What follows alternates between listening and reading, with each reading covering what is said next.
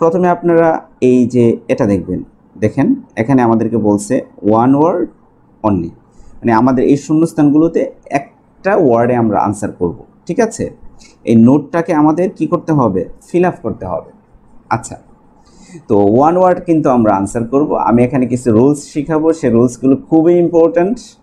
আশা করি একদম পানির মতো এই ক্লাসে আপনাদের মুখস্থ হবে, আর ক্লাসটা শেষ পর্যন্ত দেখবেন কিন্তু। আর যদি ভালো লাগে অবশ্যই শেয়ার করবেন, আমি বলবো না কিন্তু, আপনি শেয়ার করবেন।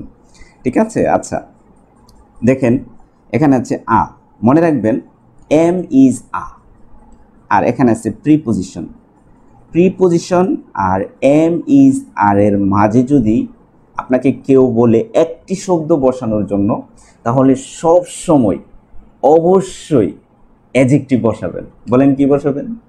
অ্যাডজেক্টিভ, মনে থাকবে। আবার বলতেছি অ্যাগেন যে এম ইজ আর এবং প্রিপোজিশনের মাঝে অথবা ফুল স্টপের মাঝে সেন্টেন্সটা শেষের পরে আগে যদি একটা শব্দ বসানোর কথা বলে, তাহলে আমরা কি বসাবো বলেন? অবশ্যই অ্যাডজেক্টিভ বসাবো। মনে থাকবে তো? এখনই শিখেন যে আমরা অ্যাডজেক্টিভ বসাবো। তাহলে এই জায়গাটাতে কি বসবে? অ্যাডজেক্টিভ বসবে। এটা কিন্তু আপনাকে কোয়েশন আনসার করার পূর্বেই আপনাকে জেনে নিতে হবে। এখন আমরা যেখানে গিয়ে এই কোয়েশনটা পাবো, লোকেট করব, ওইখানে গিয়ে আমরা একটা অ্যাডজেক্টিভ খুঁজবো। ঠিক আছে, তাহলে কিন্তু আমাদের আনসারটা অনেক ইজি হয়ে যাবে। আমি আরেকটা এক্সাম্পল দিচ্ছি। ধরেন আমি বললাম শি ইজ, এখানে শূন্যস্থান, এখানে ফুল স্টপ। আমাকে বলছে এখানে একটা শব্দ বসানোর জন্য। বলেন তো কি বসাবেন? বলেন, আপনি বলেন কি বসাবেন? অবশ্যই অ্যাডজেক্টিভ বসাবেন। শি মানে মেয়ে, মেয়েরা কি থাকে? মেয়েরা আপনারা কি থাকেন বলেন তো? অবশ্যই মেয়েরা বিউটিফুল থাকে। আর ছেলেরা কি থাকে? হ্যান্ডসাম। তাহলে এখানে কি হবে? বিউটিফুল হবে। আচ্ছা দেখেন এখানে হচ্ছে ভার্ব, তাহলে ভার্বের আগে এটা কি? সাবজেক্ট। তাহলে সাবজেক্ট আর্টিকেলের পরে ভার্বের আগে সাবজেক্ট অংশে আমাকে একটা ওয়ার্ড বসানোর কথা বলছে, তাহলে কি হবে বলেন? নাউন, অবশ্যই নাউন হবে।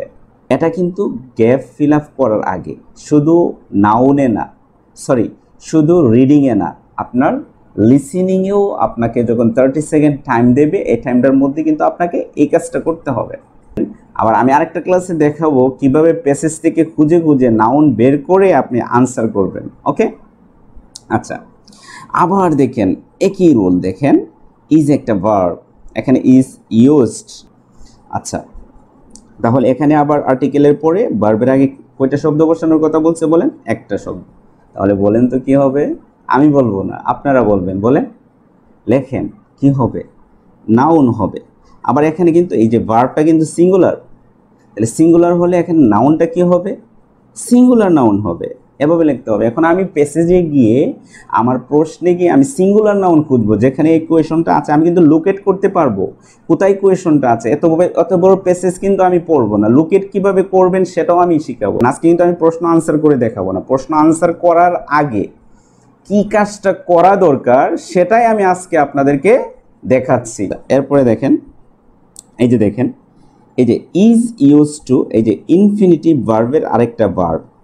এই ভার্বের পরে আমাদেরকে একটা শব্দ বসানোর কথা বলছে। মনে রাখবেন, ভার্বের পরে যদি আপনাকে একটা শব্দ বসানোর কথা বলে, আমি আগে কিন্তু বলছিলাম এমিজারের পরে যদি আপনাকে একটা শব্দ বসানোর কথা বলে, এমিজারও কিন্তু ভার্ব, কিন্তু এমিজার মেন ভার্ব হিসেবে ইউজ হতে পারে, কিন্তু আমি বলতেছি আপনাকে অ্যাকশন ভার্বের পরে, এই যে প্রডিউস হচ্ছে একটা অ্যাকশন ভার্ব আর এমিজার হচ্ছে একটা ভি ভার্ব, মনে রাখতে হবে।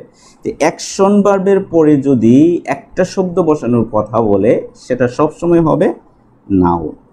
এখন এটা যদি আপনি খুঁজেন, ঠিক আছে, এখন এই শব্দগুলো খুঁজেন, যদি আপনি প্যাসেজে গিয়ে ইজিলি পেয়ে যাবেন, অত্যন্ত সহজভাবে আনসার করতে পারবেন।